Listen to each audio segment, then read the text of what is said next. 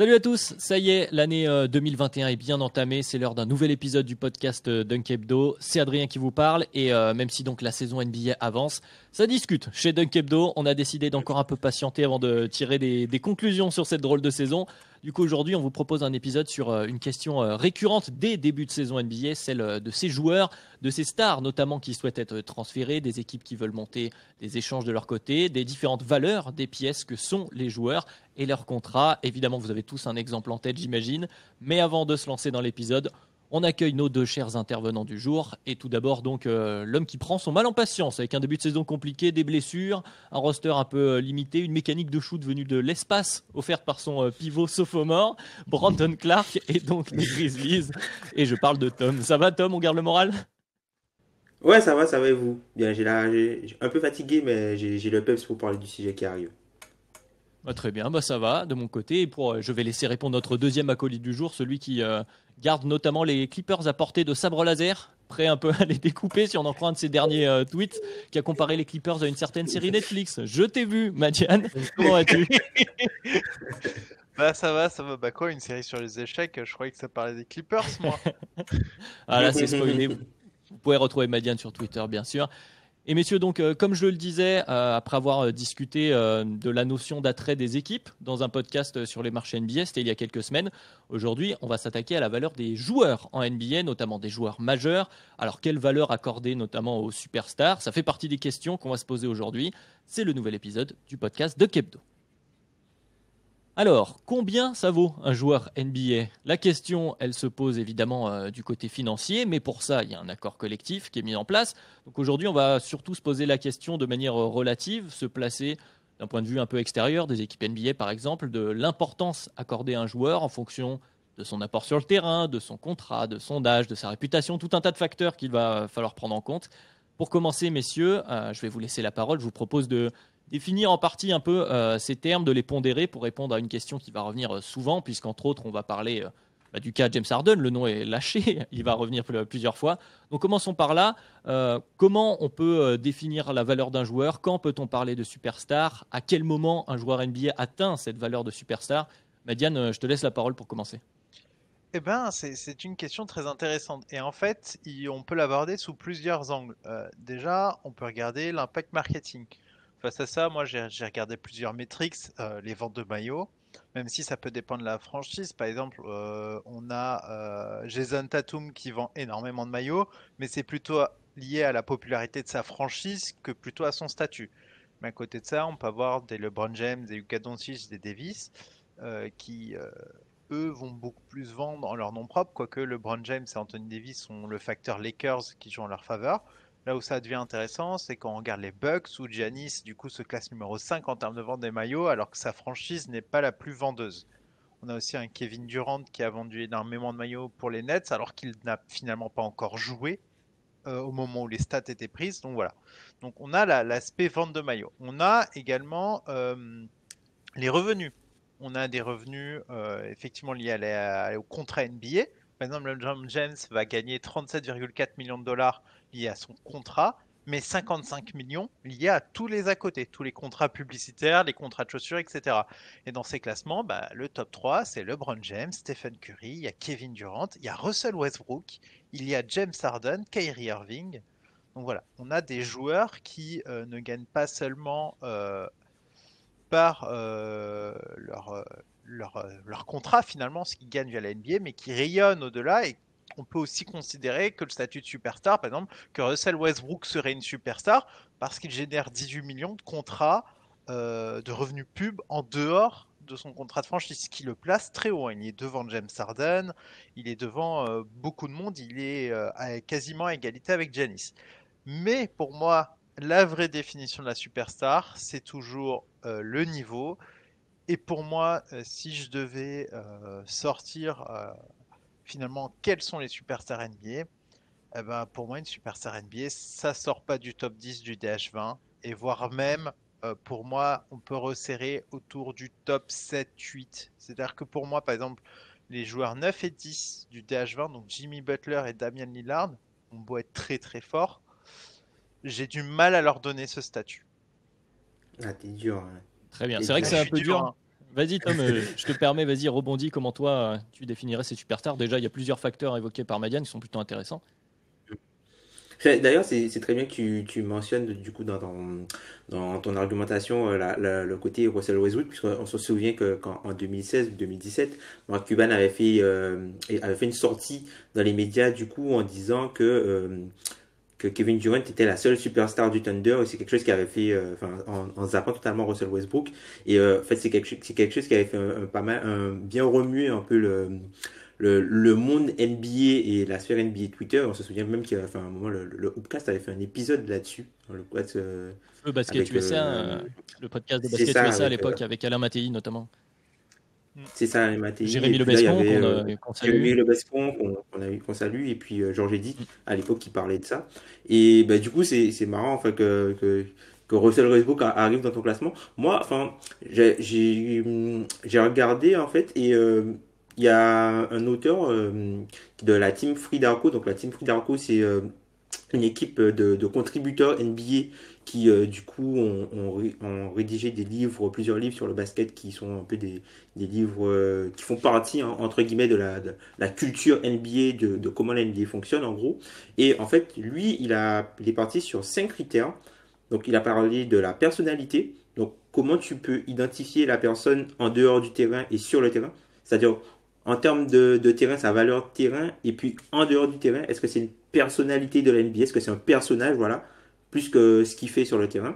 Le côté relevance, donc tout ce qui est vraiment attrait au niveau de jeu, donc du coup, est-ce que enfin, c'est une superstar par son niveau de jeu en oubliant les critères extérieurs.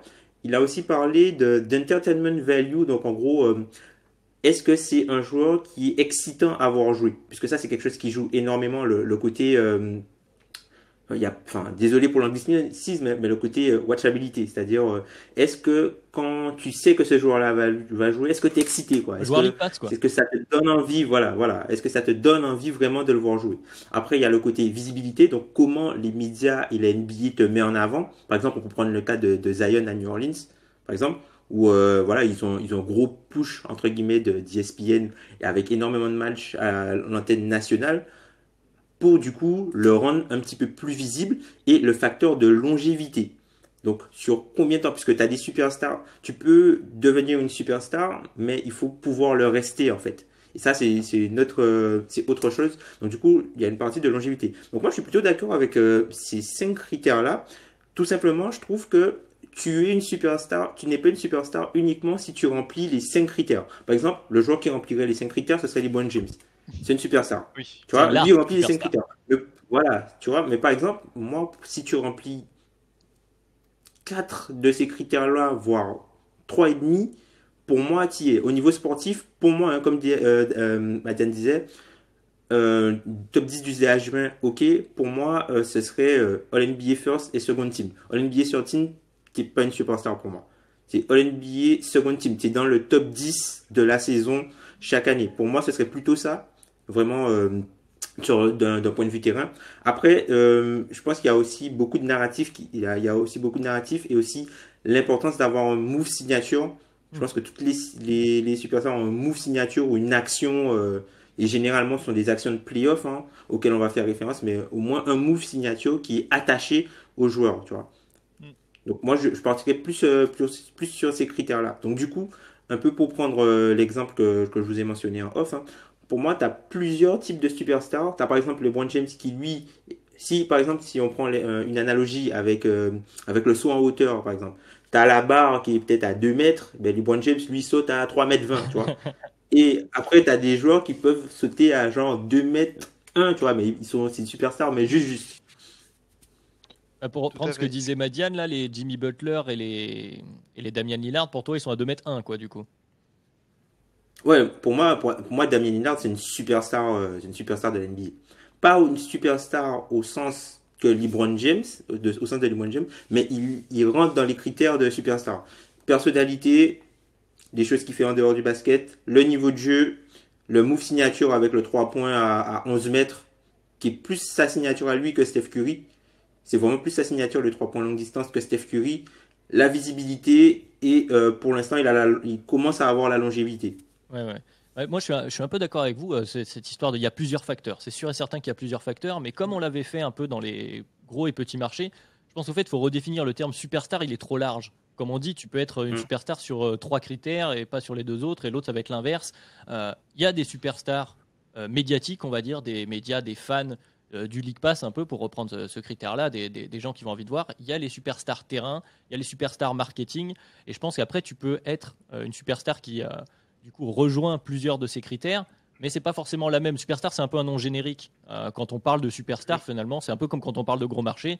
On l'avait évoqué donc dans le podcast qu'on vous invite à écouter. On dit pas grand-chose finalement. C'est une superstar, ok, mais à quel niveau? Est-ce que c'est une superstar du terrain? Est-ce que c'est autre chose? Est-ce qu'il y a cette notion financière? Donc voilà, je pense qu'on va pouvoir un peu nuancer tout ça et savoir du coup la valeur des joueurs dans la NBA. Quand on parlait là, on parlait du Carden par exemple en termes de trade, elle va se faire sur ces différents critères.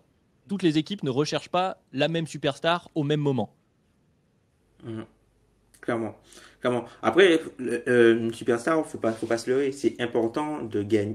Si ton objectif c'est de gagner le titre, c'est important d'avoir une superstar dans ton effectif, Superstar d'avoir un basket, top 10 joueurs NBA. Voilà, une superstar terrain. oui. Là, ce serait vraiment au sens du terrain. C'est important d'avoir une superstar au sens du terrain. Et on le voit sur les 25 dernières années. Quand tu regardes tous les champions NBA, les deux seules équipes qui avaient pas un MVP, un joueur qui avait déjà été élu MVP avant d'être champion NBA, C'est Détroit et t'as les Detroit Pistons et les Toronto ah Raptors. oui, bah oui. Oui, sachant que C'est les, Kawhi Sachant que finit Kawhi, top ouais. 2, les MVP des finales, mais tu vois, il est pas MVP, mais il finit, tu vois, top 2 dans la saison avec Harden et Westbrook, là, il finit top 3 même, mais il il n'a fi- pas eu le trophée. Mais ouais. ce sont les seules équipes, ce sont les deux équipes qui n'ont pas au moins un joueur qui a été élu MVP avant de gagner le titre sur les 25 dernières années. Oui, non, mais après Kawhi, effectivement, si on reprend les critères, Kawhi est pratiquement, presque exclusivement une star basketball, une star terrain. Bon, plus vraiment maintenant, ça a un peu évolué, mais à Il ce essaye d'en moment-là, sortir. était peut-être une superstar terrain. Oui, Madiam, pardon. Oui, c'est ça, c'est qu'il essaye d'en sortir actuellement.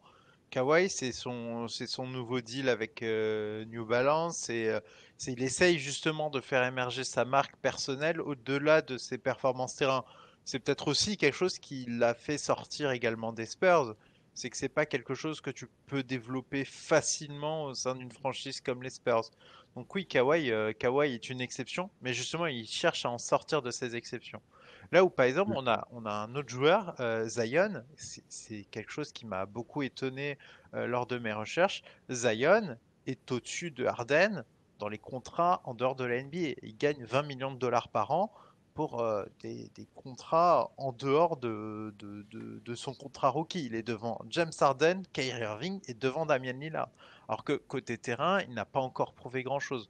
Donc, comme dit, disons qu'il y a un potentiel de superstar chez Zion, mais il n'y a pas encore les performances terrain qui pourront l'infirmer. Mais il y a quelque chose, il y a le style, il y a le fait qu'il soit mis en avant, il y a déjà les revenus publicitaires, mais il n'y a pas encore, Il y a la il y a hype du pas encore basket universitaire, en fait. C'est aussi quelque chose qu'on oublie parfois exactement. de prendre en compte, nous, de notre point de vue européen. Mais le sport universitaire, donc la NCAA, puisqu'on parle basket, est très importante aux États-Unis. Et quand tu es une superstar du sport universitaire, quand tu arrives, marketingment parlant, tu parles à tout le pays.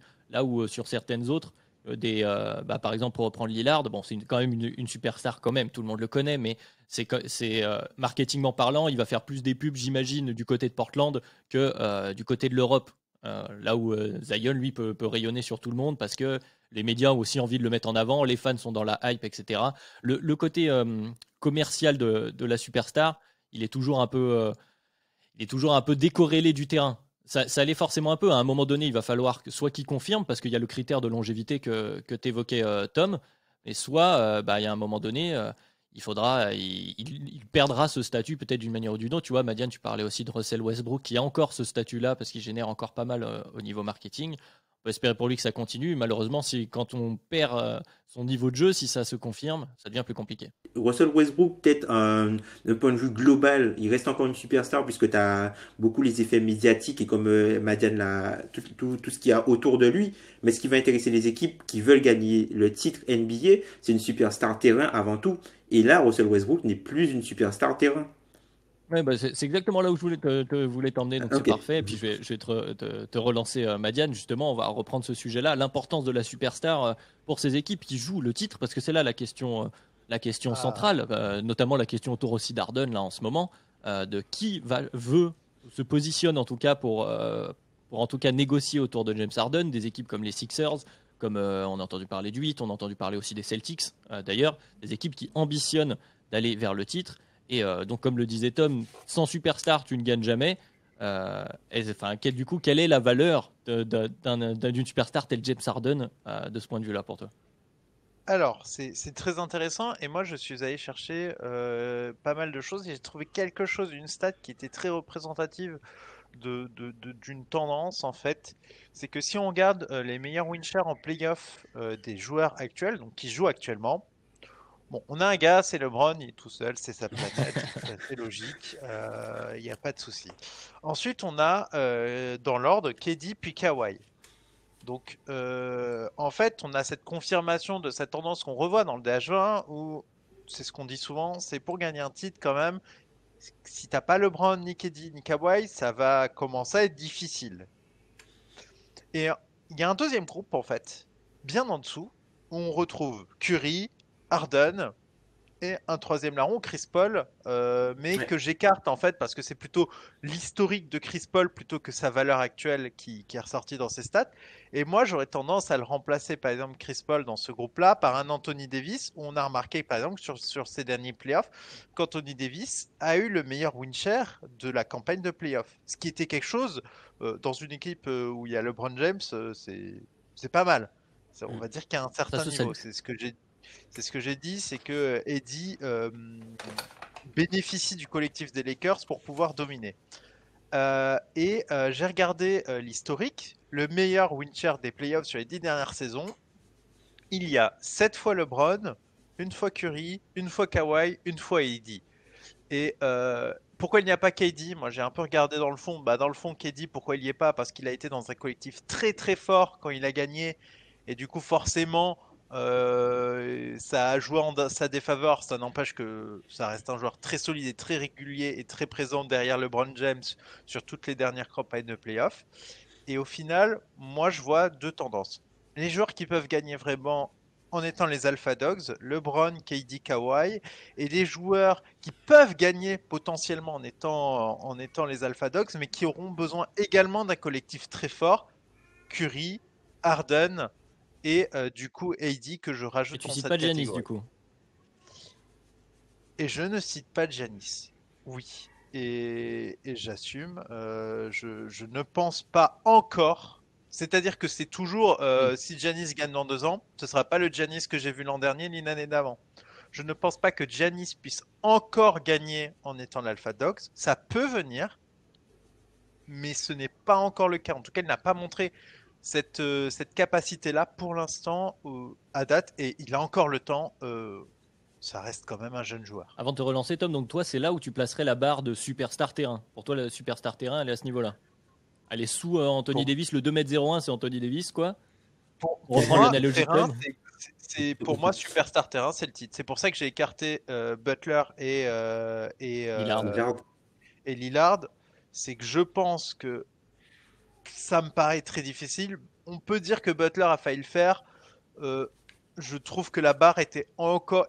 Il a failli passer la barre, mais il en était encore un peu loin. Ouais.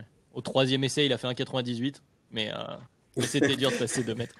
Mais du coup, oui, c'est intéressant de le voir de ce point de vue-là. Mais du coup, une fois qu'on est d'accord, parce qu'on est à peu près d'accord tous les trois, on a besoin d'une superstar pour aller jusqu'au bout. C'est un fait statistique et ça semble être quelque chose qui se confirme. Du coup, cette histoire de superstar qu'on paye toujours très cher, on en revient souvent aux millions. Pourquoi finalement, la question elle est pour toi, Tom, pourquoi finalement, en fait, mécaniquement, j'ai envie de dire, ce contrat, il est ultra rentable pour une équipe. Tu as besoin de ce contrat et c'est même au cœur, enfin, c'est au centre de l'intérêt de ta construction d'équipe d'avoir ce contrat. Donc finalement, il n'est peut-être pas aussi démesuré que parfois on veut bien le laisser entendre. Ouais, clairement, puisque en gros, grâce au salary cap, tu vois, les joueurs qui sont du niveau au-dessus, au niveau superstar, grâce au salary cap, tu peux leur payer que le max, entre guillemets, Oui, que le max ou le super max. Alors que si tu étais sur un marché ouvert, par exemple, LeBron James, c'est pas 37 millions par an hein, qu'on lui donne. Hein. Oui. c'est 60, tu vois. 60-80, tu vois. Et donc finalement, c'est si tu fais ce calcul-là, il gagne 37 millions cette année. Ben si jamais on était sur un marché libre et tu devais le payer par exemple 60 millions, ben c'est quand même 27 millions d'économies. Oui, et ce qui te permet de payer Donc, une je autre fais mal star à mes maths. côté. 67, moi, ouais, je t'as dit 84, je crois. Ah bon, 84, je sais pas. Enfin, ça fait 17, mais c'est pas grave, ça marche quand même. Tu fais quand même ouais, une économie, la bon, mécanique est la bonne. tu fais quand même, voilà, tu fais quand même une belle économie et du coup, c'est de l'argent que tu peux réinvestir sur des role players et peut-être surpayer des role players qui vont entre guillemets matcher entre guillemets les forces de ton joueur majeur. Mais du coup, la superstar, ça reste quand tu as une superstar dans ton effectif qui est sous un contrat max dédié et défini par le salary cap, ben en fait, pour moi, c'est le contrat le plus rentable puisque la production terrain va toujours excéder le nombre de dollars en fait que tu envoies. Ouais, après, du coup, c'est un contrat qui devient rentable. Alors, je sais pas lequel vous doit réagir, mais qui est rentable pour une superstar qui est très au-dessus de la barre des 2 mètres. Donc, type LeBron James. On va garder cette analogie, je trouve qu'elle est intéressante pour ça. Très au-dessus de la barre des 2 mètres, un LeBron James, mais même un Kawhi ou un KD, tu fais des économies. Par contre, quand tu as une superstar borderline autour des 2 mètres, qui est, même si elle a 1,97, bah lui, mécaniquement, tu vas devoir le payer au contrat de la superstar. Et lui, par contre, son contrat va pas forcément être le plus rentable possible. Oui. C'est ça. Et c'est extrêmement intéressant parce que finalement, moi, ce que je dis toujours, c'est que ce qui peut faire en sorte que tu gagnes un titre, c'est très souvent, c'est la maximisation de tes valeurs contrat. Parce qu'au final, pour gagner un titre, tu vas aller à la limite du hard cap, tu vas souvent aller dans la luxury tax et ne pas y aller et gagner un titre, c'est très difficile. Et Mm. finalement, ce qui va faire la différence entre toi et les autres, c'est si la valeur terrain de tes joueurs est supérieure à la valeur de tes contrats. Et dès lors qu'elle l'est, c'est là où tu vas surperformer. Euh, on a des exemples récents. Donc évidemment, LeBron James, on ne le paye pas le prix qu'on devrait le payer.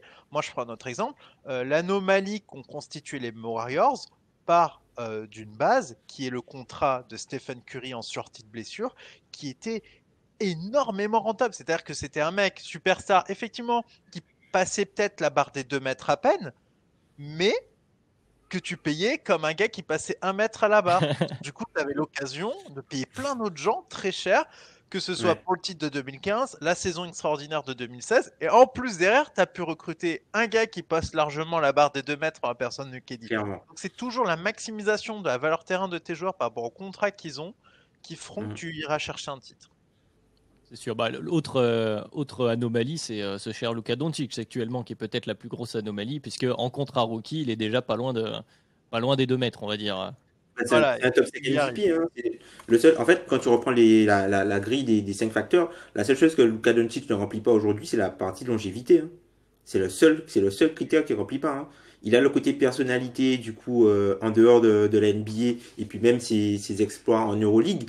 C'est quelqu'un qu'on suivait depuis jeune, Luka Doncic, un peu comme Zion. Hein. C'est un joueur on le connaissait bien avant qu'il arrive en NBA. Tu as la partie de niveau Champion de jeu, d'Europe. puisque ouais, voilà, c'est ça, champion d'Europe aussi, hein, au niveau international. Tu as la partie niveau de jeu, puisque enfin, l'an dernier, il était All-NBA first ou second team, donc déjà quasiment dans le top 10.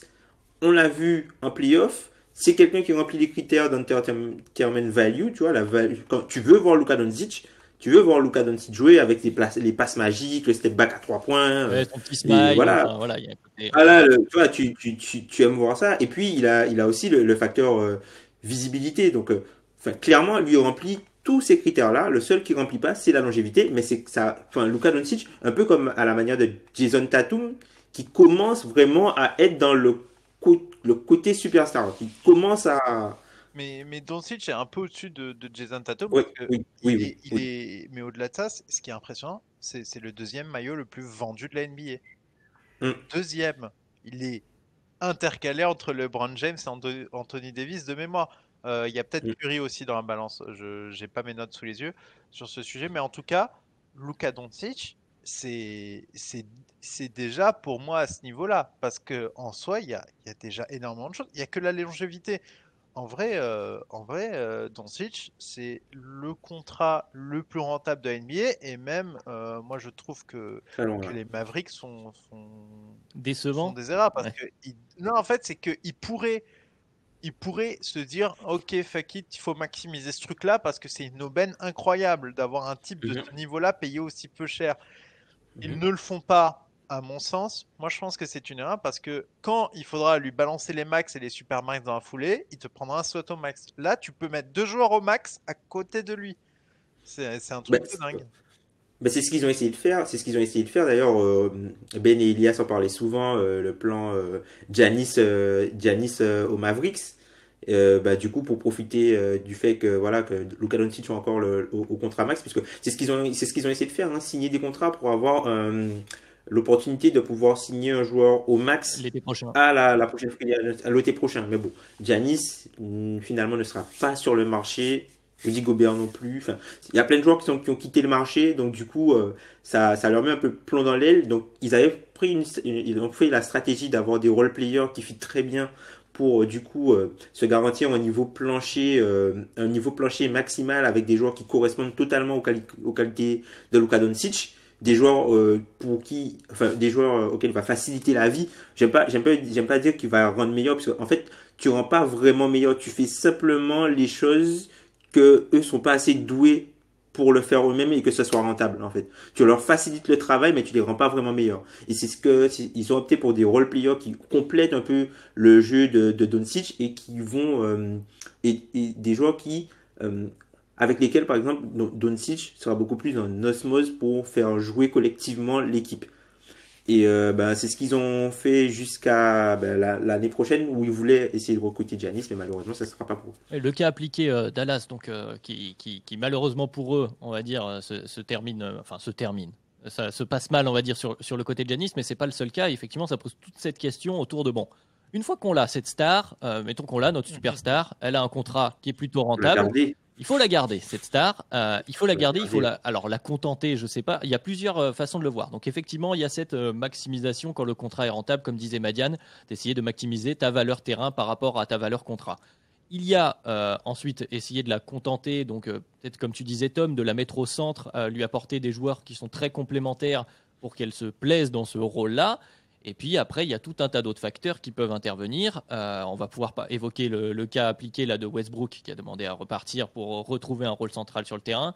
Le cas d'Harden où justement Houston a voulu essayer de maximiser le jeu autour du cas d'Anthony Harden, on va dire. Je les associe tous les deux parce que ça allait ensemble. Ils sont allés au bout de cette logique basket à base Morey, de hein. shooter. Et Tu Morey, peux bien sûr. mettre les trois. Bien sûr, ils sont allés au bout de cette logique basket. Malheureusement pour eux, à quelques petits facteurs, ça aurait pu marcher. Ça n'a pas marché et ils se retrouvent dans cette position un peu compliquée. Donc voilà, la question que je vais te reposer à toi, Madiane, c'est jusqu'où on doit aller pour la garder, cette superstar? À quel moment on cède? Quelle est la valeur de cette superstar au moment où elle veut plus être là? Tout ce genre de questions. Alors, moi j'ai regardé plusieurs choses. Déjà, j'ai regardé comment est-ce qu'on attire une superstar. Comment est-ce qu'on l'attire. Moi, j'ai posé les deux cas de récents de superstars qui sont partis sur une décision de free agency. LeBron et KD. Et que ce soit KD à Brooklyn, c'était la base. C'est-à-dire, il y avait pas de superstar, ils n'avaient pas de star. Leur all-star, c'était D'Angelo Russell. Mais ils avaient montré des choses intéressantes. Ils étaient allés en playoff. Il y avait une base, il y avait plein de role players. Et en fait, il y avait tout le terrain, il manquait que la star. Donc lui, il s'est dit, bah attends, je vais là, je joue le rôle de la star et on est directement compétitif. Donc ça, c'est le Avec premier elle. truc. Et en plus, il s'est mis d'accord avec son copain, donc à deux, c'était parfait. À côté de ça, on a un autre cas qui est celui de LeBron James. Il part aux Lakers pour des questions de marché, évidemment, mais il y a aussi une autre chose qui fait que LeBron part aux Lakers et que les gens oublient. Ils disent, ouais, mais avant l'arrivée de LeBron, les Lakers, ils faisaient rien. Oui, les Lakers, ils avaient plein d'assets. Ils Des assets accumulaient les assets, à ouais. plus savoir quoi en faire.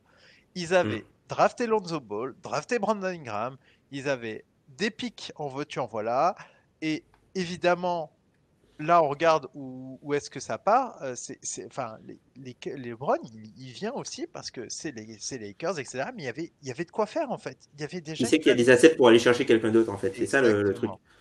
tous Et du tous les coups en fait qu'ils ont fait, ouais, tous les coups qu'ils ont fait en fin de draft, tu vois, les Larry Nance à l'époque, les Clarkson, tous les petits coups qu'ils ont réussi à faire en fin de, les Kuzma, tous les gars qui ont réussi à faire en vraiment fin de draft, ces joueurs-là qui ont une mini valeur, ben, tout ça, ça a fait faire vite, tu vois. Par exemple, tu as Josh Josh Hart Hart, ouais. qui est Dans le qui est trade. envoyé aussi dans le transfert. Voilà, qui est dans le trade. Donc, voilà, pour réussir à attirer une superstar, faut des assets en pagaille ou une base stable et beaucoup de cap space. Sinon, la meilleure façon de la récupérer, la superstar, je suis désolé, c'est triste, mais c'est de la drafter. Ah bah, Il n'y a pas tellement 1000 solutions pour la récupérer. C'est à moins d'être très attirant et d'avoir la chance que la superstar veuille bien se rendre disponible. C'est-à-dire que quand Janice re-signe au Bucks, elle ne se rend pas disponible.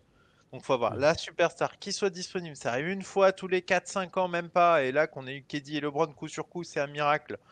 On a eu aussi Kawhi aux Clippers, et là c'est la même affaire que les Nets, c'est une affaire de valeur terrain sans star auparavant. Mais on Sinon, peut faire la même sans te couper, on peut faire la même analogie par rapport à Kawhi, hein. Kawhi, il va à Los Angeles, il va aux Clippers parce qu'il a demandé Paul George et les Clippers avaient les assets pour lui fournir Paul George aussi, hein. C'est un peu on peut rapprocher ça avec ce que tu as dit sur le LeBron James. oui, tout à fait. Ils avaient les assets, ils avaient la valeur terrain.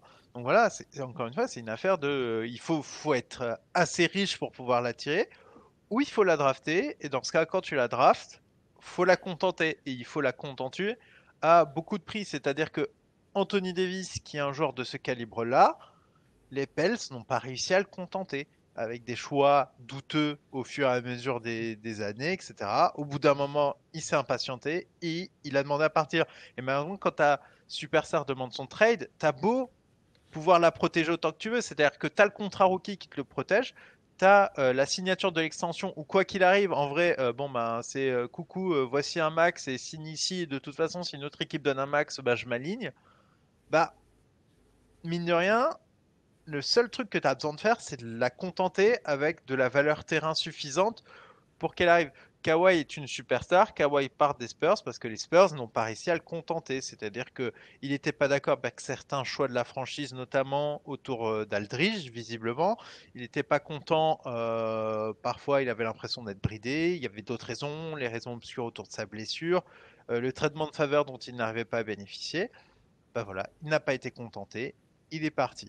Donc voilà, c'est malheureusement la superstar. Si elle décide de partir, tu ne pourras pas la retenir. James Harden décide de partir de Houston, demande son trade. Ça va être très dur pour eux de le garder finalement. Tu peux pas garder une superstar mécontente, ça n'a pas d'intérêt. oui, donc attirer une superstar, comme tu l'as dit, je renvoie une nouvelle fois au podcast sur les gros et petits marchés. C'est une notion dont on a parlé, l'espèce de conjoncture qui te permet d'attirer une star. Donc effectivement, une fois qu'on l'a chez nous, la question de le contenter, comme tu disais, il y a une notion terrain, il y a une notion peut-être un peu sentimentale. Là où je vais rajouter un petit gimmick à la question, Tom, pour te laisser la parole, c'est jusqu'à quel point on doit pousser pour la garder, cette superstar. À quel moment on dit, bon, bah là, effectivement, on n'a pas réussi. Peut-être qu'on a fait des mauvais choix aussi, hein, on se met à la place de l'équipe. Bon, on n'a pas réussi à le contenter sur le terrain. Là, il semble avoir envie de venir. Est-ce qu'on doit le coincer? Et à quel point on doit être exigeant sur ce qu'on veut récupérer derrière? Est-ce qu'on doit tout de suite repartir sur un cycle où on dit, bon, bah, il nous faut retrouver une superstar au plus vite? Donc ça, c'est les assets, bah, soit de draft, comme tu disais, Madiane, soit trade pour une autre superstar, mais ça semble plus compliqué. Voilà, jusqu'à quel point, qu'est-ce qu'on doit faire pour garder cette fameuse superstar? Je pense que ça dépend beaucoup de ton objectif en fait. Une fois que si jamais par exemple si t'as drafté entre guillemets une superstar, comme Alan aime bien le dire, la superstar c'est le titre, ça se joue avec des superstars en troisième contrat. La problématique c'est que au moment où la superstar signe son troisième contrat, tu peux rien faire en fait. C'est son choix et sa décision. Comme Madiane l'a dit, tu as le rookie scale qui te protège. Après, tu as la restricted free agency ou la prolongation. Donc là, le joueur, il peut rien faire. Par contre, une fois qu'il arrive là où tu arrives vraiment dans ton prime, peut-être vers 8 ans, 7, 8 ans dans la ligue, ben, finalement, tu as une autre fenêtre pour devenir agent libre. Et là, tu es agent libre non restreint. Donc, en gros, tu peux faire ce que tu veux et tu peux choisir l'équipe où tu veux aller et faire exactement ce que tu veux. Et là, tu vois, par exemple, Jimmy Butler, on a vu ce qui s'est passé. Même si on va pas mettre Jimmy Butler sur la même échelle, je pense que Philadelphie aurait bien voulu garder Jimmy Butler. Jimmy Butler, il voulait aller ailleurs, il est parti. Tu vois. Ouais. Donc ça, c'est vraiment la décision du joueur. Et pour revenir du coup à la question, jusqu'où il faut aller, quand je te disais que ça dépend, c'est est-ce que tu es prêt du titre ou pas? Je pense que c'est est-ce que tu es prêt du titre ou pas? On l'a vu, les Cavs avec LeBron, ok, le propriétaire, fallait qu'il mette sa main dans son porte-monnaie. On va payer Tristan Thompson, on va payer J.R. Smith. On a LeBron James, on veut gagner le titre. LeBron James, c'est la personne qui est la plus à même dans la NBA de t'amener en finale NBA et au titre. Eh ben, tu lui donnes ce qu'il veut. Certes, ça peut conduire tu peux conduire à des situations toxiques. On a parlé les Cavs tout le futur entre guillemets de la franchise qui est sabordé pour utiliser en fait toutes les ressources comme les tours de draft ou de la flexibilité financière. Tout ça c'est sabordé en fait pour pouvoir acquérir des vétérans, ne pas forcément développer des jeunes joueurs et aller chercher des joueurs qui peuvent produire, même si ces joueurs-là sont sur des contrats courts.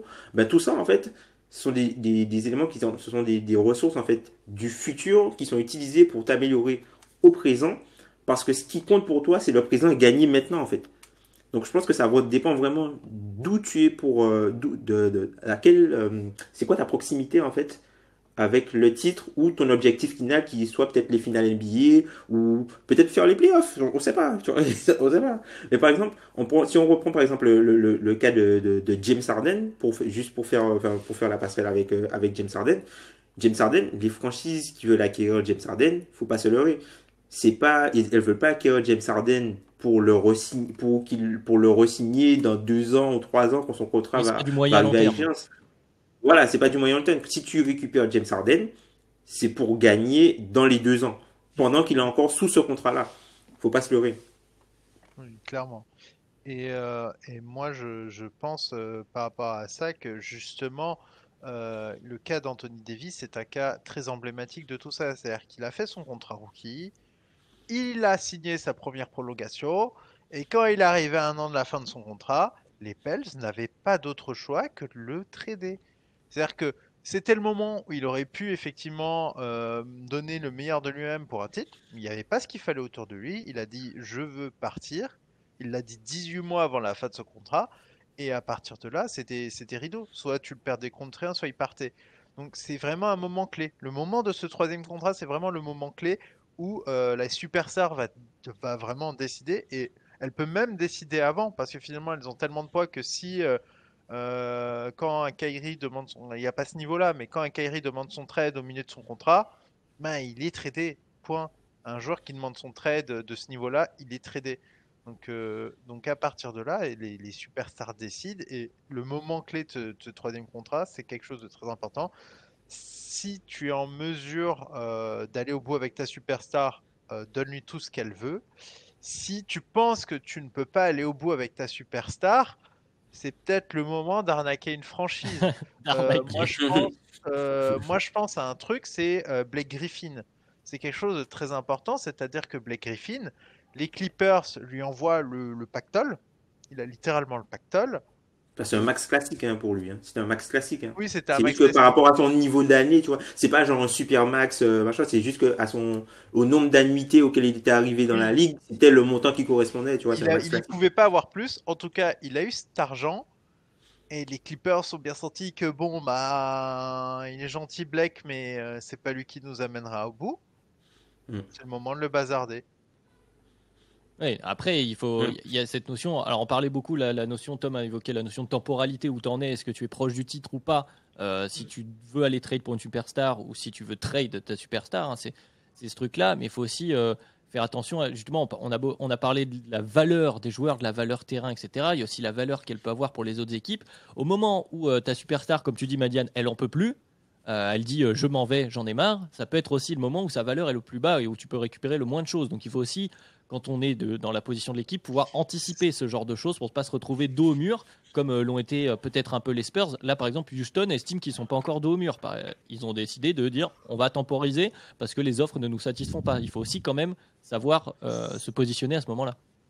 Ça dépend. AD était à 1 an de la fin de son contrat. Je rappelle, hein, AD, c'est Lonzo Ball, Brandon Ingram, Josh Hart, 3 premiers tours, dont un pick numéro Oui, mais 4. sa valeur était encore très élevée. Ils n'étaient pas dos au mur à ce moment-là. Ils ont pris quand même une offre Ah, conséquente. Mais ils étaient à 1 an, hein. Ils avaient pas le temps, hein, en Oui, mais il soi. y avait un an. Ouais, mais il y avait un. Tu veux pas gaspiller un an de LeBron James. Oui, Peu importe ce que évidemment. ça coûte, tu veux pas perdre un an de LeBron James. Tu Non, veux mais pas en perdre fait, un an il de y a LeBron deux James. facteurs qui font que cette offre est aussi énorme. C'est que les Lakers savent qu'ils ont aidé LeBron et que de toute façon, avec ça, t'as la base solide pour aller gagner. Et la suite leur a pas donné tort. Tu peux mettre, tu construis autour un peu comme tu peux. Et on a bien vu qu'ils ont fait comme ils pouvaient après ça. Et ça a suffi. Donc évidemment, mais c'est toujours dans un trait, tu as deux valeurs. Tu as celui qui a fait l'offre et celui qui a reçu. L'offre des Clippers pour Paul George, elle est démentielle. Mais en fait, c'est une offre pour Paul George et Et Kawhi. Kawhi. Et il Ouais, c'est faut ça, c'est le toujours garder package. ça à l'esprit. Non, néanmoins, tu auras du coup toujours des équipes qui se diront, oui, mais attends, si je récupère ce joueur, je peux gagner le titre. Ok, ça vaut le coup de bazarder. Et c'est ça qui est intéressant, c'est que la valeur de ta superstar, un James Harden, il y aura toujours une équipe, même si le gars veut plus être là, que c'est la merde, etc. Il y a toujours une équipe qui se dira, mais attends, si je le récupère, je peux être en position de jouer le titre. Ça vaut le coup peut-être d'accéder aux exigences des Rockets. Et c'est là où je considère que la valeur de ta superstar, elle va jamais décroître parce que c'est toujours un marché aux enchères. Et finalement, t'as personne qui prendra le risque de laisser la superstar partir à la free agency. Mm. Et du coup, tu auras toujours des offres intéressantes pour ta superstar parce qu'elle te fait souvent la bascule pour ce niveau de titre qui est un niveau pour lequel beaucoup de GM sont capables de tout Oui, à balancer. partir du moment où ils voient la fenêtre de titre, de toute façon, faut la prendre. C'est tellement rare. On parle souvent des équipes Mm. qui accumulent trop d'assets et qui finalement font rien. Il faut aussi savoir identifier quand on est du côté des front office cette petite fenêtre, si elle existe, et tout jeter dedans. Après, tant pis, peut-être que sur 5 ans, tu vas te retrouver encore à reconstruire, mais au moins, il fallait la tenter, effectivement. Mais là, c'est aussi quelque chose qui concerne les superstars terrain. On a pratiquement dévié que sur les superstars terrain depuis quelques minutes maintenant. C'est ce qui nous intéresse, Mais hein. oui, c'est ce qui nous Ah C'est intéresse oui. ce le qui nous plus, bien intéresse. sûr. Non, mais ce que je veux dire, c'est que Mm. c'est plus facile de céder aux exigences, enfin, à se dire, bon, avec cette superstar, si je l'ajoute, je vais aller vers le titre quand on parle d'un James Harden, par exemple, que quand on parle, par exemple, d'un Westbrook, ou quand il a voulu partir là, toujours de Houston, du coup, s'est retrouvé à Washington. Washington a échangé contre Westbrook, finalement. Donc après, on en C'est pensera, on vrai. verra les conséquences sportives, etc. Mais finalement, un autre joueur qui avait un contrat, un rapport, comment dire, qualité terrain-contrat qui n'était pas forcément très élevé non plus, en tout cas dans l'idée de chacun. Et c'était plus ou moins équivalent. Ils n'ont pas tout lâché parce que certes, Westbrook est peut-être encore une superstar globale, mais plus vraiment une superstar terrain sur laquelle tu veux compter pour gagner. Et donc là, la logique de Washington n'est pas celle d'aller vers le titre, mais peut-être de rassainir leur environnement, de reprendre une place médiatique aussi. C'est important pour les petites équipes parce qu'on a beaucoup parlé des équipes de l'Ouest là depuis un petit moment. On a parlé des Clippers, on a parlé des Lakers, on a parlé voilà de ces équipes qui Mm. peuvent qui ont un attrait certain parce que comme on en avait parlé également dans le podcast sur les marchés, quand les Lakers attirent LeBron, il y a tout un tas de facteurs sur le fait que LeBron vienne, pardon. Il y a notamment cette question de legacy, d'héritage, et puis de sa place dans l'histoire, et ce genre de choses. Donc, quand on est une équipe attrayante à l'Ouest, c'est plus facile que quand on est une petite équipe pour l'Est. Comment on trade quand on est pour une superstar, quand on est Washington, quand on est Ou ou Orlando. Orlando, voilà, ou Charlotte, ou je sais pas, c'est plus compliqué. La question se pose peut-être un peu différemment. C'est ça. Mais après, à l'Ouest, c'est beaucoup plus facile, je trouve, pour récupérer les superstars, que ce soit quand tu prends la draft et quand tu prends la free agency. Quand tu fais la map à l'Ouest, en termes de qualité de vie, quand tu Ah, prends toute la Californie, tout ça, enfin, c'est beaucoup plus vendeur déjà en termes bon, il y a quand de même free agency. Portland, il y a Minnesota qui est Oui, considéré à l'Ouest, mais bon. effectivement, tu as Minnesota qui est considéré à l'ouest, mais par exemple, pour les équipes qui essaient de récupérer une superstar via la draft, c'est beaucoup plus facile en étant à l'ouest, puisque vu que les équipes sont globalement meilleures, vu que les équipes sont globalement meilleures à l'ouest, ben en fait, tu vas perdre. Tu vas perdre Tu plus vas de perdre matchs. mais tu vas perdre plus de matchs sans forcément être moins bon que celui qui est le pire à l'Est. Et du coup, ça t'as plus de chances après d'aller récupérer un gros joueur à la draft et du coup de générer un asset qui peut permettre de récupérer une superstar après, tu vois, puisque tu vas récupérer des assets beaucoup plus facilement. Et en plus, on le voit, Luka Doncic à l'ouest, DeAndre Ayton, bon, c'est numéro un de la draft, il est à l'ouest. Ja Morant à l'ouest, Zion Williamson à l'ouest. Quand tu regardes les jeunes, entre guillemets, les jeunes stars de la ligue, t'as Jason Tatum, Jalen Brown à l'est. Et on peut rajouter Trae Young en forçant très Ouais, fort avec un chapeau. ouais, ouais, Sinon, Alan va nous engueuler. Ensuite, la Melo Ball aussi, tu peux comme ça, il sera rajouter content. Ouais, tu peux rajouter exactement. Trae Young, tu vois. Mais par exemple, quand tu vois Anthony Edwards, il est à l'ouest aussi. Donc tu vois, tout, on- tout ça, c'est un truc qui, tu vois, c'est les superstars au final, enfin, même les jeunes stars, quand tu vois le noyau de jeunes stars qui arrivent dans la NBA, là, presque tout le monde est à l'ouest, en fait. Presque tout le monde est à l'ouest. Et du coup, ces jeunes joueurs-là, qui normalement t'apportent une certaine valeur, enfin, qui ont pas mal d'upside, mais tu n'as pas une valeur de production immédiate, ben, du coup, vu que ton équipe n'est pas forcément assez bonne, ben, tu vas rester encore en bas un peu plus longtemps. Un peu comme Philly a fait, mais Philly, eux, ils avaient des blessés, donc des joueurs ne jouaient pas. Il y avait des mauvais joueurs qui jouaient, donc du Je coup, ils te restaient dis, en ils ont bas. forcé. Ouais, mais tu vois, mais à l'ouest, ce qui va se passer, c'est que tu vois, des équipes, des petites équipes, regarde Minnesota, les Wolves, ils ont Karl Anthony Towns, ils sont en bas de l'ouest. Et ils ont récupéré un pic. Tu vois, les Suns avaient Devin Booker, tu vois, Devin Booker, il restait en bas de l'ouest. Il y a quelque chose, par exemple, il y a une franchise que connaît bien Tom, les Grizzlies. Ils sont passés extrêmement vite à équipe solide à l'ouest, à et vas-y, c'est parti pour tanker. Et ils n'ont pas eu besoin de beaucoup. Ils n'ont même pas eu besoin de forcer, en fait. À l'ouest, il suffit très vite que tu perds un ou deux joueurs majeurs, et vas-y, c'est parti le tanking. Les Warriors l'an dernier, c'est Mm. incroyable. Ils sont passés du titre. Alors, ok, on a perdu KD et tout, mais ils sont passés à rincer de chez rincer à l'ouest. Et Mm. avec le pire bilan. C'est ça qui est génial, c'est qu'à l'ouest, tu peux, Ça en va très fait, vite. à un ou deux deltas, passer de top 8 à fin fond de la conférence ouest, choper un bon pic et repartir. Oui, et en plus, il y a une autre notion en Après, plus, excuse-moi Tom, je vais juste la rajouter au milieu, vas-y. mais qui est intéressante, c'est que vu que tu n'as pas besoin voilà, de démanteler ton équipe et de devenir une équipe qui joue vraiment mal pour récupérer un bon joueur, il y a cette notion qui ne plaît pas à tout le monde, mais qui existe de culture, comme on dit, de culture de la gagne et donc d'environnement. Surtout, c'est surtout d'environnement là où je veux en venir, où quand tu vas récupérer ton joueur, autour, tu as des joueurs qui jouent encore au basket. Alors certes, tu es dans les bas-fonds de l'Ouest, mais ça joue encore au basket. Tu n'es pas vraiment dans un espèce de marasme où quand un jeune joueur de 19 ans arrive, c'est très compliqué de s'imposer dans certaines équipes. Là où quand tu te retrouves bah, voilà, aux Warriors, qui ont eu une mauvaise année, et ben ça va bien se passer. Pour Wiseman, on voit qu'il est dans un environnement qui va être plutôt positif cette année-là. Et c'est valable aussi pour d'autres exemples qui ne me viennent pas forcément tout de suite. Mais de manière globale, à l'Ouest, ça va être plus facile de capitaliser sur cet asset parce qu'une potentielle superstar, bon, il y a la médiatique, il y a Zion, etc. Mais des fois, il y a un joueur, bah voilà, prenons un Ja Morant ou des joueurs comme ça. Où, bon, il y a les bases, le joueur est un diamant brut, mais il va falloir ensuite le mettre en position. Donc certes, l'entourer, comme on disait, le contenter, tout ça, mais aussi le faire progresser pour qu'il atteigne son plafond, son fameux plafond de star. Et ça, c'est plus facile à faire quand tu peux rester au moins semi-compétitif, même quand tu es dans les bas-fonds de ta conférence. Et puis après, il faut avoir de la chance, hein, puisque Toujours. Memphis, on se retrouve avec Jaren Jackson et Ja Morant, mais on aurait pu se retrouver avec Sexton et Garland, Oui, hein. oui, oui, non, On bah, aurait pu se retrouver, si tu prends les probabilités, quand tu prends les probabilités, on avait plus de chances de se retrouver avec Sexton et Garland que se retrouver avec Triple J et Ja Morant, ah, ça, quoi. c'est le jeu de la draft. De toute façon, il y a toujours une part de chance, effectivement. Mais justement, Madiane, pour te relancer, je pense que ça peut être une bonne façon de terminer, d'aller vers la fin de ce podcast, c'est de parler justement de faire cette pondération entre les superstars, les fameux superstars à court terme, comme on disait tout à l'heure, comme tu disais, Tom, avec un Harden sur 2 ans, avec voilà, une superstar terrain maintenant que tu vas récupérer sur une courte durée, contre un jeune joueur en pleine expansion qui va s'approcher de cette fameuse barre des 2 mètres de un Jason Tatum. Bon, on va pas prendre Luka Doncic parce qu'il explose un peu ses contrats. Les exceptions type LeBron, voilà, vont fausser le jeu. Mais Ouais, peut-être un Michael Porter que t'aimes beaucoup, Madiane,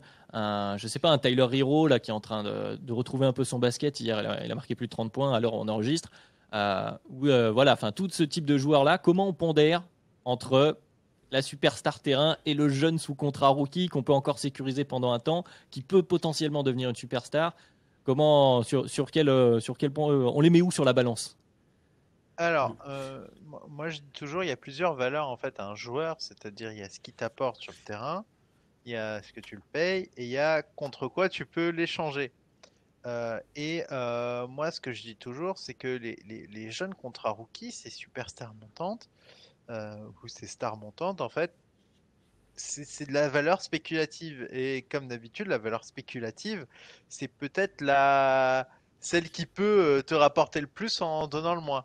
Euh, et pour moi, en fait, il y a un contrat rookie. Moi, j'adore l'avoir parce que ça me donne de la valeur de trade. C'est que je sais que je peux trade ce joueur à une autre franchise et dire, oh, mais regarde, tu vas pouvoir le prolonger quasiment comme tu veux. Enfin, en tout cas, si tu as envie de le garder, tu pourras le garder. Bon, ça peut être à des montants un peu prohibitifs en restricted free agency, mais si tu as envie de le garder, tu peux le garder ça te donne une base. Et à côté de ça, tu as Superstar où moi, le contrat, disons qu'une superstar dont le contrat termine dans un an, je vais un peu transpirer, mais une superstar un peu dans un contrat qui termine dans 2 ans, ça va m'intéresser parce que je me dis, bon, si je me loupe en année une, j'ai toujours encore une autre année pour réussir à choper un truc et réussir à construire un titre. Donc, c'est des valeurs différentes. Disons que le contrat de la superstar à un an va plutôt m'intéresser si je réussis à la convaincre de rester. Celui du contrat rookie, c'est plutôt un contrat de trade qui va être intéressant dans le cadre d'échange. Les, les stars en deuxième contrat, c'est plus tricky pour moi. C'est-à-dire que comme elles vont pouvoir prendre leur première décision, elles peuvent très vite te filer dans les pattes. C'est notamment ce qui a pu arriver aux Celtics avec Kyrie Irving, où ils pensaient être capables de le garder au moment où ils le font venir. Et finalement, il a fini par leur filer dans les pattes, alors que c'était pas du tout les indices que tu avais. Donc c'est peut-être le contrat le plus tricky. Bon, voilà. Pour moi, c'est différentes valeurs, différentes échelles de temps. Donc c'est toujours très compliqué, mais voilà. Moi, c'est plutôt mon avis là-dessus. Pour faire une version appliquée, avant d'avoir la réponse de Tom, par exemple, donc là, si on prend les différents cas appliqués, donc la superstar avec un contrat court, c'est James Harden. On l'a déjà cité. Le jeune joueur sous contrat rookie, on va prendre Michael Porter Jr. Le gars qui vient de signer son extension, on peut penser, je sais pas, Jalen Brown, euh, par, voilà, par Ouais. exemple. Ouais, Si on doit, par exemple, Madiane, tu dois trade pour James Harden, qu'est-ce qui a le plus de valeur? Alors, tu es Houston, tu dois envoyer James Harden. Ce sera plus simple parce que trade pour James Ok. Harden, on est tous d'accord. Est-ce que tu préfères récupérer un Michael Porter ou un Jalen Brown? Un package avec autour d'autres assets, évidemment, hein, c'est pas un pour un. Jalen Brown sans hésiter, mais là c'est à cause des valeurs joueurs, hein. Oui, Alors j'ai des faits pour Michael Porter, mais je suis pas fou. C'est de la valeur spéculative. En fait, le truc c'est que c'est de la valeur spéculative, Michael Porter. C'est un potentiel, un truc qui, peut-être un diamant brut, ou si ça se trouve le diamant va se briser en mille et t'en tireras rien. Donc c'est toujours compliqué. Moi, si je dois trader James Harden, évidemment, là, c'est Jalen Brown tous les jours. Parce que je sécurise un peu la suite avec ça. Après, ça dépend de ce que tu cherches à faire. Si tu sais pas ce que tu vas en faire du Jalen Brown et que peut-être que ton objectif c'est de tanker à balle, bah, pourquoi pas prendre Michael Porter, lui donner 25 tirs par match et regarder ce que ça donne. Après, je suis pas sûr que ce soit la meilleure idée, mais si ton objectif c'est de tout casser autour de toi, Michael Porter, c'est un choix. J'approuve pas, mais c'est un choix. très bien, très bien. On a eu le cas appliqué. Tom, je t'en prie, du coup, parle-nous, toi, de cette pondération superstar sur contrat court, jeune joueur. Bah, en fait, à partir du moment où pour moi, hein, à partir du moment où tu vas transférer ta star, pardon, pour moi, tu fais une croix sur tes objectifs de titre, clairement À court pendant terme. 5 à 6 ans. Ah, même plus que ça, hein. Hmm. Même plus que ça, hein. Enfin, par exemple, je vais prendre un exemple qui va pas te faire plaisir, Adrien. Ne t'inquiète pas, Jimmy je sais où Butler tu se fait vas. transférer.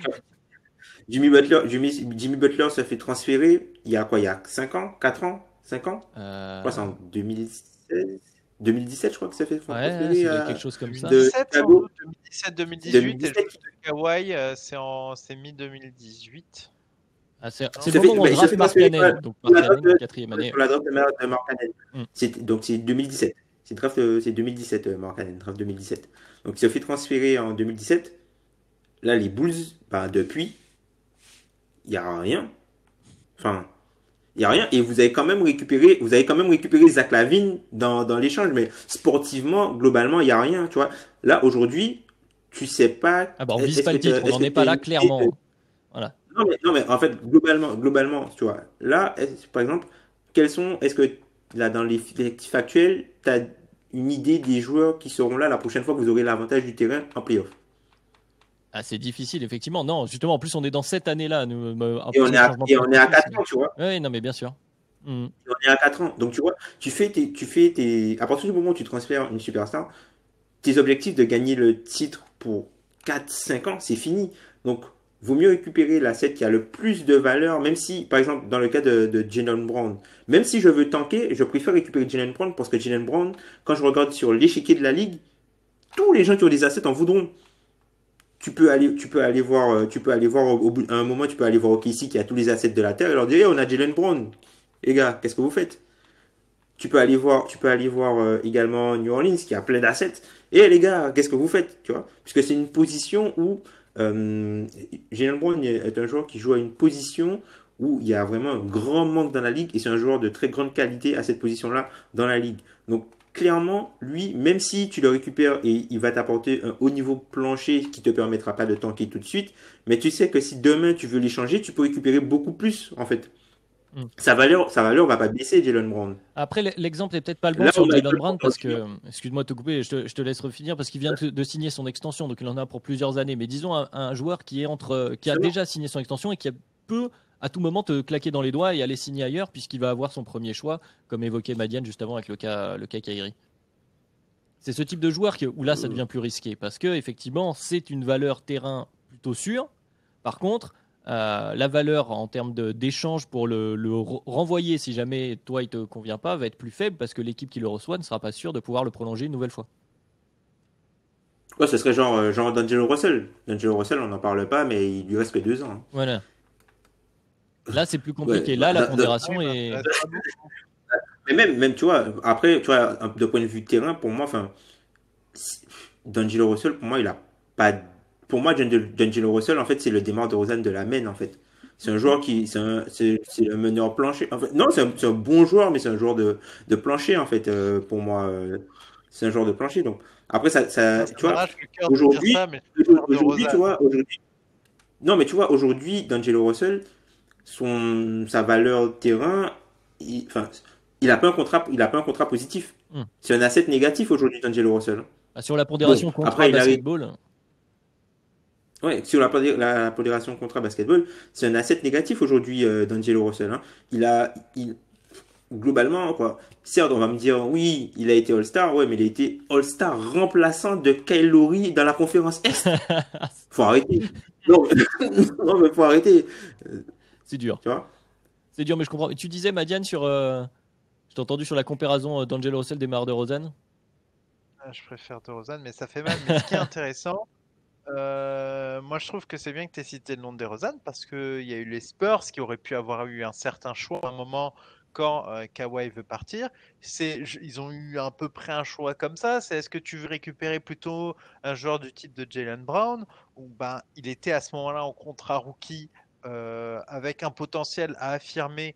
Il n'avait pas encore révélé autant qu'avant son extension. Je rappelle que Jalen Brown signe une extension un peu spéculative et qui montre ensuite sur la saison d'après qu'il les vaut largement, mais au moment où il les signe, il les valait pas, ces sous.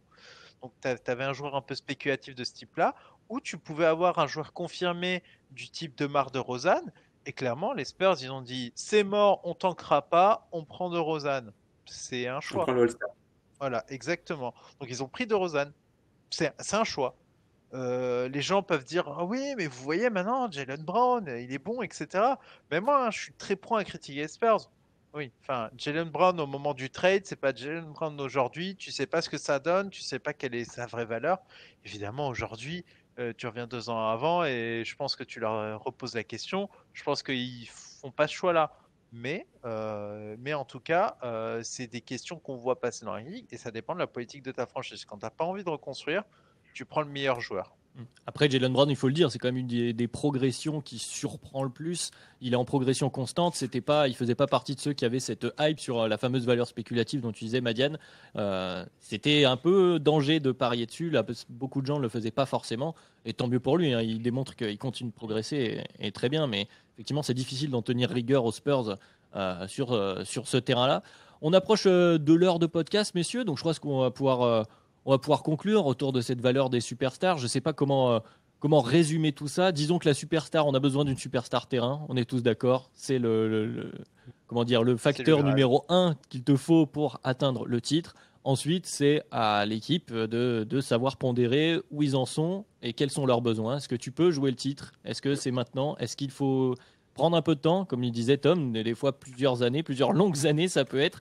Est-ce qu'il faut pouvoir faire all-in maintenant? Il y a plusieurs choix. L'expérience Spurs aussi, l'exemple que tu citais, Madiane, est un peu particulier parce qu'il y a Popovic au milieu de tout ça. Il y a leur coach, donc forcément, ils n'avaient peut-être pas envie de se dire, bon, autant que maintenant, était-ce un bon choix? Voilà, il y a tout un tas de choses. Ça reste la NBA, hein, c'est-à-dire que oui, peut-être que l'objectif, c'est que le titre, mais pas forcément. Il y a des équipes pour qui c'est une exposition médiatique. Il y a une équipe pour qui c'est être constant. Il y a tout un tas de facteurs. On y revient souvent. Hein, la NBA, c'est pas que des titres. Il n'y a qu'un seul gagnant par année. Et ce ne sera pas toujours les mêmes. Effectivement, en tout cas, la valeur des superstars, c'est encore un sujet qu'on aura pendant longtemps. On va suivre ce cas Harden, qui risque encore d'être intéressant. Hein. C'est pas dit qu'ils finissent la saison à Houston encore. Il y en aura d'autres, hein, forcément. Comme d'habitude, voilà, c'était notre petit point superstar. Il me semble que la semaine prochaine, on va pouvoir commencer à analyser ce début de saison un peu particulier quand même, hein, qui creuse le cerveau, n'est-ce pas, Tom? C'est pas évident. Ça, de toute façon, faut attendre la barre des mêmes matchs. Hein. On le dit toujours, hein, faut attendre la barre des mêmes matchs. En plus, là, la barre des mêmes matchs, faudra peut-être attendre un peu plus, puisque là, avec les back-to-back entre les mêmes équipes, Oui, c'est ça. les blow-out de match aller pour une équipe, le blow-out juste après pour une autre, t'as des calendriers qui sont totalement,